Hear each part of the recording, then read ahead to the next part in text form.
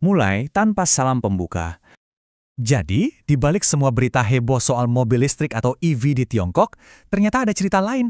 Ada sebuah industri raksasa yang lagi sekarat, diam-diam. Dan menurut analisis yang kita bedah ini, matinya industri mesin bensin itu, wah bukan cuma soal ganti teknologi, ini lebih dalam dari itu. Ini sebuah gejala.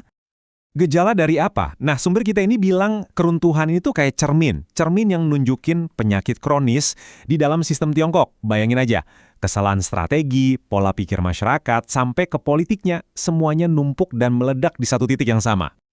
Oke, sekarang kita bedah lebih dalam. Gimana sih ini semua bisa terjadi? Nah, ternyata akarnya itu ada di satu kebijakan pemerintah yang bisa dibilang sangat agresif, bahkan brutal. Nah, ini dia poin utamanya, dan ini krusial banget. Idealnya kan, pemerintah itu membina industri baru ya kan? Tapi realitanya, menurut sumber ini, kebijakan di Tiongkok itu bukan soal membina EV, bukan. Justru ini soal membunuh industri mobil bensin secara sengaja, biar orang-orang terpaksa pindah ke EV. Ini bukan cuma kebijakan biasa, ini tuh strategi bumi hangus. Radikal banget kan? Dan ya, dampaknya langsung berantakan. Tiba-tiba semua orang gila-gilaan investasi di pabrik EV, R&D buat mesin bensin di stop total, pemasok suku cadang pada bangkrut massal, bahkan di dalam BUMN otomotif mereka sendiri terjadi perang internal antara divisi EV sama divisi mesin bensin. Kacau balau. Seluruh ekosistem industrinya goyang. Hasil akhirnya apa? Coba lihat. Jadilah sebuah tanah kosong teknologi. Bayangin, riset mesin bensin di sana itu berhenti total lebih dari 10 tahun. Akibatnya, sekarang mereka ketinggalan 15 tahun dibanding standar dunia. Ini bukan kemunduran biasa, ini kemunduran yang mereka ciptakan sendiri. Kok bisa sampai separah ini? Nah, ternyata situasinya jadi makin parah karena ada dua hal. Pertama, dari sisi masyarakatnya sendiri, dan kedua dari kesalahan hitung para pemimpinnya. Kita coba bedah satu-satu ya. Jadi dari sisi publik, ternyata ada andilnya juga. Pola pikirnya geser. Mobil bensin dianggap jadul, sementara mobil listrik itu kayak aset spekulasi. Kenapa? Ya karena ada subsidi gede-gedean. Jadi orang beli bukan karena butuh, tapi karena lihat peluang. Kualitas mesin, daya tahan, itu semua kalah sama spek-spek wow yang kelihatan mata. Kayak akselerasinya seberapa kencang, atau layarnya segede apa. Keandalan mesin buat jangka panjang, udah nggak jadi prioritas lagi. Nah, kalau dari level pemimpinnya, analisis ini nunjukin ada 3 kesalahan fatal. 1, mereka punya ilusi percaya bisa jadi raja otomotif dunia lewat EV tanpa perlu pusingin teknologi dasarnya yang rumit. 2, mereka malah bikin industri yang rapuh banget, yang hidupnya cuma ngandelin suntikan dana subsidi triliunan. Dan yang ketiga, soal kecepatan. Mereka milih ganti sekarang juga, bukannya transisi pelan-pelan yang lebih aman. Jadi intinya di sini nih, keyakinan para pemimpinnya itu pakai EV, kita bisa nyalip barat tanpa perlu susah payah ngejar teknologi mesin bensin mereka yang udah 100 tahun. Mereka ngelihat EV ini sebagai jalan pintas, sebuah pertaruhan yang luar biasa besar buat sebuah negara. Oke, sekarang kita masuk ke bagian yang paling bikin merinding. Kenapa ini bukan sekedar turun sementara?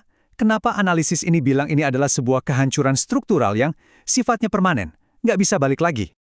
Tabel ini ngejelasin semuanya dengan jelas. Coba kita lihat, rantai pasokannya gimana?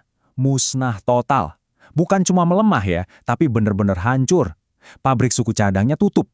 Terus soal transfer ilmunya, wah udah kering. Insinyur senior nggak lagi nurunin ilmunya ke yang junior. Akibatnya apa? Mereka nggak bisa lagi bikin mesin yang lolos standar emisi dunia. Dan kalau nggak bisa ekspor, ya udah nggak ada jalan keluar. Ini bener-bener hancur di semua sisi. Sumber ini punya metafora yang pas banget. Sungai teknologinya udah kering dalam 10 tahun. Kebayangkan, semua ilmu, keahlian, warisan pengetahuan dari generasi ke generasi buat bikin mesin yang bagus, hilang, lenyap. Sungai itu udah kering kerontang. Dan buat ngisi airnya lagi, wah, mungkin udah mustahil. Nah, tentu aja, cerita ini nggak berhenti di pabrik dan teknologi. Dampaknya jauh lebih luas, masuk ke ranah sosial dan politik. Dan ini yang bahaya. Coba pikirin, siapa yang jadi korban utama? Jutaan orang yang sehari-harinya hidup dari ekosistem mobil bensin.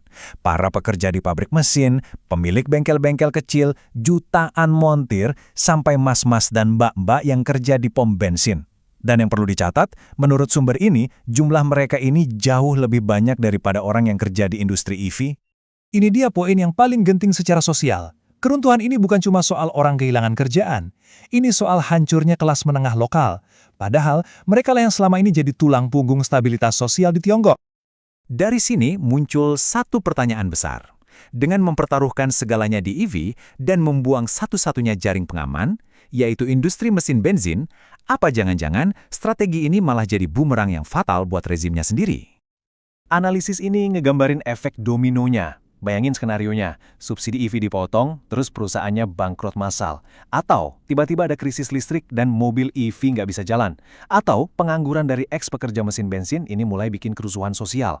Nah, di saat-saat kayak gitu, legitimasi pemerintah bisa langsung anjlok. Kenapa? Karena udah nggak ada industri lain yang bisa jadi penopang. Dan pada akhirnya, disinilah inti dari semua ini. Matinya industri mesin bensin itu menciptakan sebuah kekosongan yang fatal. Jadi, saat industri EV nanti goyah, entah kapanpun itu, nggak ada lagi jaring pengamannya, nggak ada plan B. Kekosongan itu bisa jadi jurang yang siap menelan seluruh sistem. Sebuah pertaruhan dengan risiko yang sangat, sangat tinggi.